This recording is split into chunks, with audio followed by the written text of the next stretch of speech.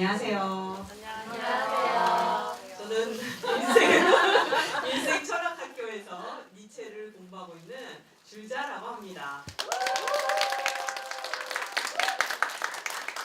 저희 일생 철학학교는 그 전에 자립자였고 그 전에는 글강이기도 했는데 지난 몇 년 동안 계속 이렇게 니체를 읽어왔어요. 근데 이제 요번 학기까지는 니체를 하고 내년부터 이제 딴 거를 공부하기로 했는데 얼마 전에 계속 같이 공부해 오셨던 선생님께서 저한테 물어보시더라고요. 저는 그동안 했던 것 중에서 어떤 책이 제일 좋았냐. 근데 저는 아무 진짜 깊이 생각 없이 바로 저는 이 사람을 보다가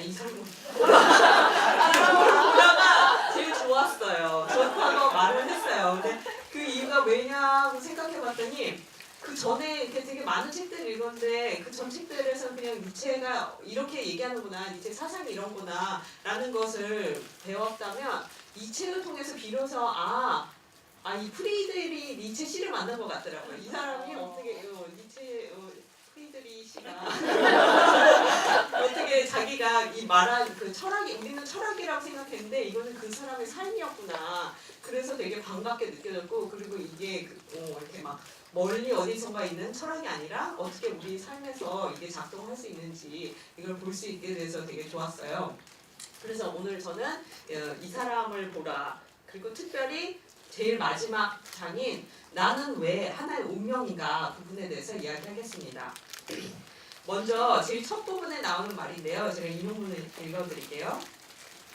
나는 전대미문에 저항을 하지만 그럼에도 불구하고 부정의 말을 해대는 정신과는 반대이다. 나는 전대미문의 복음의 전달자이다. 아직까지도 그 과제를 표현해 줄 만한 개념이 없을 정도로 드높은 과제들을 나는 알고 있다. 나와 함께 비로소 희망이 다시 존재하기 시작한다. 이 모든 점에 의해 나는 필연적으로 숙명적인 사람이기도 하다. 진리가 수천 년간의 거짓과 싸움을 시작하면 우리는 동요되고 꿈도 꾸어보지 못했던 지진의 경련과 산과 골짜기의 이동을 경험할 것이기 때문이다. 정치라는 개념은 그러면 완전히 혼들간의 싸움으로 되어버릴 것이고 옛 사회의 권력 구조는 표현이 사라져버리게 될 것이다. 이것들은 모두 거짓에 기초하고 있었으니 말이다. 지상에 한 번도 벌어지지 않았던 전대미문의 전쟁이 벌어질 것이다. 나와 함께 지상에 비로소 위대한 정치가 펼쳐지게 된다. 되게 강한 이야기들이었죠. 니체는 자기 자신이 그 어떤 누구도 하지 않았던 저항을 하는 사람이라고 소개를 합니다. 그리고 자기가 복음의 전달자이고 그 희망이 자신과 함께 희망이 다시 존재한다고 그래요. 그럼 우리가 처음 이렇게 얼핏 들으면 되게 뭘 이렇게 거만해라고 할 수 있는데 저는 전혀 이게 거만하다고 생각하지 않았어요. 그 과정 그 이유를 이제 앞으로 이 강의를 통해서 말씀드릴게요. 왜 니체가 이렇게 자기가 희망인 것이 거만하지 않다고 느끼냐면 니체는 자기 자신으로부터 뗄 수 없는 것, 자신의 기본적인 그 사상에 대해서 저항을 하게 합니다. 그 전에는 그 누구도 질문하지 않았고 아무도 의심하지 않았던 기독교가 니체의 삶의 근본이었거든요. 그 당시 19세기 독일 사회에서도 그렇고 니체의 가정사도 그렇고 아무도 그거에 대해서 의심할 수 없었는데 그것에 저항을 했고 그것을 대적해보면서 그 과정을 저희의 사상의 근간으로 저희한테 보여줘요. 그 싸움 과정을. 그러면서 그 과정을 통해서 우리 또한 우리가 그 근간을 삼고 있는 그 삶의 가치들에 저항을 하라고 합니다. 그러면은 왜 그렇게 해야 되냐? 그러면은 그를 통해서 전혀 다른 세상, 우리가 꿈에서도 보지 못한 세상이 열리게 될 거라고 합니다. 그리고 혼들간의 싸움이 일어날 것이고 위대한 정치가 나타난다고 하는데 처음에 저도 이 혼들간의 싸움이 뭔지 그 위대한 정치 이게 뭐지 싶었어요. 그래서 그거에 대해서 얘기를 하겠습니다. 먼저 그러면 니체가 자신의 저항이 어떤 것인지를 자라투스트라의 입을 빌려서 얘기를 해줍니다. 인용문 읽어보겠습니다. 그보다 더 중요한 것은 자라투스트라가 어떤 사유가보다 더 진실하다는 것이다. 그의 가르침, 그의 가르침만이 진실성을 최고의 덕으로 삼았다. 즉 실제성 앞에서 도피하는 이상자의자들의 비겁과는 반대되는 것이다. 자라투스트라는 사유가 전체를 모두 모아놓은 것보다도 더 많은 용기를 지니고 있다. 진리를 말하고 화를 잘 쏘는 것, 이것이 페르시아적 덕이다. 내가 이해되는가? 진실성에서 나오는 도덕의 자기극복, 도덕주의자들의 자기의 대리물로의 자기극복, 내 안으로의 자기극복. 이렇게 니체가 저항이 무엇인가를 얘기해 주는데, 우리가 보통 저항이라고 하면은 저거 아니야, 그냥 나 쟤 안 할래 라고 이렇게 하고 그냥 안 보잖아요. 근데 니체는 그것에 직시를 해야 된다고 합니다. 그리고 기존에 저 같은 경우 그러면 내가 저항을 어떻게 했지 하면 그냥 당연히 이렇게 안 보고 그 뭐가 싫으면 그냥 안 보고 마는 것이었지, 그것과 대적을 하려고 해보진 않고 그것을 알려고도 안 했어요. 근데 이게 왜 그런가라고 생각해 보니까 그 비겁했기 때문에, 제가 용기가 없었기 때문이더라고요. 그러면 왜 나는 이렇게 용기가 없었나 라고 생각해 보니까, 저는 이 삶에 제가 살고 있다는 거에 대해서 이렇게 긍정하지 않고 있더라고요. 저희 생명력이 되게 쇠퇴 있었다고 이제 니체는 표현하는데, 저의 그 삶이 얼마나 이렇게 삶에서 그 의욕이 얼마나 없었냐면, 저는 늘 삶이 빨리 지나가길 바랬어요. 그래서 난 죽음이 두렵지 않아라고 이렇게 늘 옛날부터 늘 말했는데, 저는 제가 되게 초연하고 막 되게 난 이미 다 깨달았어 이런 줄 알았는데, 알고 보니까 그게 아니었더라고요. 요번에 알게 됐어요. 진짜 불과 한두 달 전에. 20년 그렇게 살았는데, 20년 동안 내가 초연한 줄 알았는데, 그래가지고 그게 아니었구나, 내가 삶을 원치 않았구나, 살기 원치 않았구나, 빨리 늙어서 그냥 이렇게 소멸해버리길 원했더라고요. 그러고 나서 계속 이제 저편 세상, 계속 딴 세상만을 계속 꿈꾸고 있는 거예요. 이렇지 않은 삶이 있겠지라고 하면서, 그럼 이 현실을 전혀 보고 있지 않았어요. 그럴 것이 이제 니체적으로 말하면 생명력이 쇠퇴한 약자라는 존재이기도 합니다.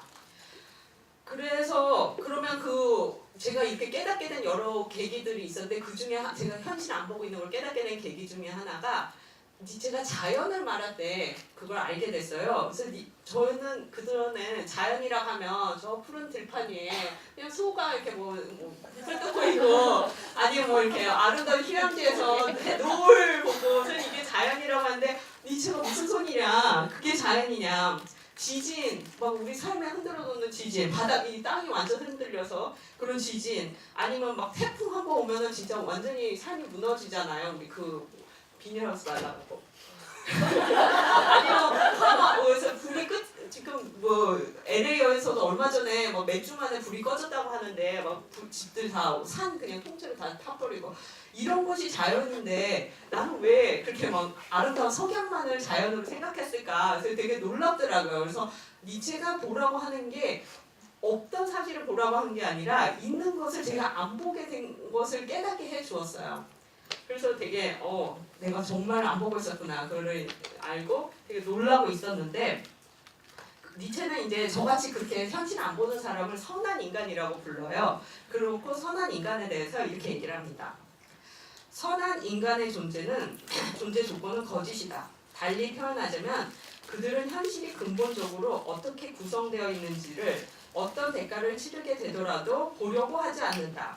즉 현실이 언제나 호의적 본능을 요청하는 것이 아니며, 현실이 언제나 근시안적인 선한 사람들이 영향력을 행사하게 놔두는 것이 더욱 아니라는 것을 보려고 하지 않는다. 모든 종류의 위기를 도대체가 반박으로 없애버려야만 하는 것으로 간주하는 일은 어리석음 중 최고의 어리석음이다. 이렇게 저는 선한 인간이라고 제 자신이 생각하면서 세상을 안 보고 있었는데,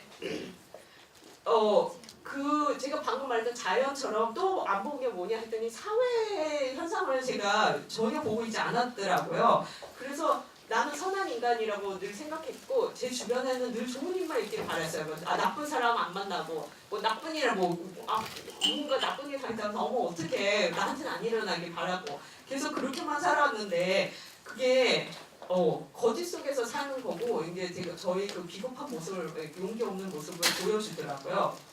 그런데 어떤 것이 그러면 현실이냐라고 했을 때 니체는 실제성, 정동과 욕구와 힘의 의지의 무시무시함은 소위 선이라고 말하는 작은 형태의 행복보다 측정할 수 없을 정도로 더 필연적이다 라고 말을 합니다. 즉 제가 늘 유지되게 원했던 그런 선한 세상은 그냥 가끔만 있는 어떤 현상이지 원래는 이제 우리가 사는 그 세상은 그런 일들은 거의 일어나지 않는다고 얘기를 하는 거죠. 그러면서 제가 생각을 해봤어요. 내가 그럼 이 사회 현상 좀 안 보고 있는 게 뭘까? 내가 뭐가 그렇게 나랑 안 마주치길 바랬던 것인가? 라고 생각하는데 갑자기 이명박이 떠오르더라고요. 그래서 진짜로. 근데 제가 그 이명박이 대통령의 당시에 저는 항상 막 빨리 이 시간이 지나가길 바랐어요. 그리고 이명박이 그만두면은 이제 모든 게 다 원사복귀 될 것이다. 이렇게 생각하고 있었는데 그럼에도 불구하고 저는 제가 만날 이유가 만날 어떤 근거도 어떤 것도 없으니까 당연히 저희 현실 속에는 이명박이 안 들어와 있다고 생각을 했어요.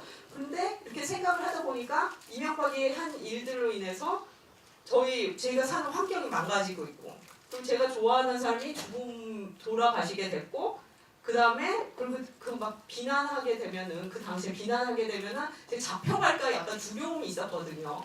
그리고 그 당시에 뭐 정말 열심히 듣던 팟캐스트는 제 생활의 일부였어요. 막 친구들이랑 만나면 너 어제 낙곰수 들었니? 막 이런 이번 새로 나왔대. 항상 엄청나게 제 살 속에 들어와 있는데 그런 것들을 전혀 안 보고 있었더라고요. 그리고 나서 지나면 그냥 없어질 것으로. 근데 지금도 안 없어지고 있는 게 그 현실이었잖아요. 그렇게 대면하지 않고 있던 현실이 있고 그걸 계속 저 편에 두고 있었는데 저는 그게 지금 이렇게 니체 공부하면서 너무 신기한 거예요. 어떻게 그럴 수 있었지? 라고 하고 그러면은 그럼 니체는 그걸 보라고 하니까 그럼 보면 되는 건가? 하고 생각을 했는데 본다고 그게 끝난 게 아니라고 니체는 얘기를 해요. 그러면 그냥 그걸 보기만 한다는 것은 여전히 나는 여기 있고 저쪽에 있는 저 악마, 저 자연, 불, 아니면 이명박 이렇게 다 저쪽에 여전히 그걸 두는 거더라고요. 그래가지고 그렇기 때문에 니체는 여기서 우리 보러 한 번 더 고민하라고 합니다. 그 악이라는 게 사회 저 밖에서 저를 치는 게 아니라 바로 내 안에 있다는 것을 직시하라고 그럽니다. 그래서 그럴 수 있을 만큼 충분히 강하며 그런 현실에서 소외되지도 멀리 떨어져 있지도 않다. 그는 그 현실 자체이며 현실의 끔찍하고도 의심스러운 모든 것을 자기 내부에도 가지고 있다. 이렇게 해서 인간은 위대해질 수 있는 것이다. 이렇게 자기 내부에 가지고 있다. 그것을 그리고 그것으로부터 떨어져 있지 않으면서 그것을 볼 수 있을 만큼 충분히 인간이 강하기를 니체는 요구합니다. 그래서 내 안에 계속해서 제가 악이 밖에 있다고 생각하고 저는 보지 않았는데 그것을 밖에 있음만을 보는 게 아니라 내 안에 그 악이 있음을 보라고 합니다. 그래서 왜 그러냐면은 제가 만약에 저는 선한 사람이고 그 악이 밖에 있다고 생각하는 이상 저는 그것에 대해서 여전히 대적하는 게 아니고 그것을 대적하지 않는다는 건 결국 제가 변할 수 없고 제가 그것을 서로 자기 극복이 할 수 없기 때문이에요. 그런데 여기서 또 이제 질문이 나올 수 있는데 그럼 내 안에 있는 악이 무엇이냐? 그래서 제가 이거 저희 수업 시간에 이런 거 얘기를 많이 했는데 어떤 선생님은 남편 설거지 시키는 게 악 아니에요? 막 이러고 어떤 선생님은 나 숙제 안 해서 그거 악 아니에요? 그래서 저 깜짝 놀랐어요. 그걸 악이라고 생각하세요? 왜냐면 저는 제 안에 악이 없다고 생각했을 때 항상 누구 미워, 누구 그냥 편하게 미워하고 그 다음에 누구 심지어 되게 막 옛날 직장 상사 막 죽이고 싶어하고 그런데 그게 아니라고 생각 안 했거든요. 근데 니체가 말하는 그 악도 그 선생님들의 악과는 다르게 되게 끔찍하다. 제가 매우 끔찍하다고 느끼는 거. 제가 구역질 날 정도로 끔찍한 것을 악이라고 말하고 있어요. 그래서 예를 들면 제가 아까 말했던 이명박의 탐욕. 전 진짜 그것으로 인해서 너무 많은 사람들이 힘들어지고 있잖아요. 아니면 제가 제일 싫어하는 게 하나 있다면 동물 학대하는 건데 그 동물 학대 그런 장면들 나오면 좀 못 보는데 그러한 악 아니면 뭐 요새 또 조두순 얘기가 다시 나오긴 했는데 그런 조두순의 그러한 면들이 내 안에 있음을 정말로 있음을 직시해야 한다고 합니다. 그래야만 그게 내가 변할 수 있게 나를 몰락시키고 다시 새로운 세상 만들 수 있게 하는 것이라고 합니다. 근데 이렇게 끔찍한 대면하는 것이 어떻게 새로운 세상을 만들 수 있을까? 내 안에 그것들이 다 있음을 알면은, 왜냐면 그게 되게 구역질 나는 인물인데 그래 있어 하는데 그래 자연처럼 실제성인가 하고 이렇게 그냥 넘어가는 거는 아무런 의미가 없다고 생각을 해요.